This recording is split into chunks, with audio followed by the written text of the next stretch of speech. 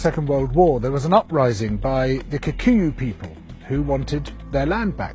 The Kikuyu were herded into concentration camps and fortified villages, almost the entire population of over 1 million people. People were systematically tortured to death. They invented a new kind of pliers whose purpose was first to crush men's testicles and then to cut them off.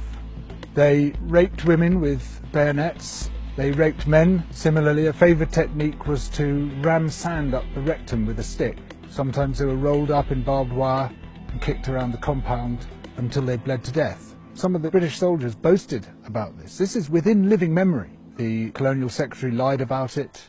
The papers documenting it were burnt.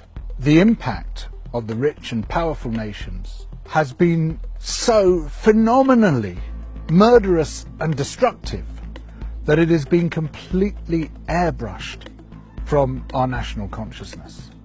In order to justify the land-grabbing colonial projects, you had to create an ideology. We, the Europeans or the Americans, have come to rescue the rest of the world from its depravity and backwardness. But in order to do that, you have to be able to demonstrate that the rest of the world is depraved and backward. From this arose the racism that is still with us today. It was a necessary component of the colonial project. Some people might claim, well, okay, we broke a few eggs to make this omelette. It's as if all those human beings were eggs. But look at the omelette. Isn't it fantastic? Look, we made this fantastic omelette. Forget about all that unpleasant stuff and let's just celebrate where we are.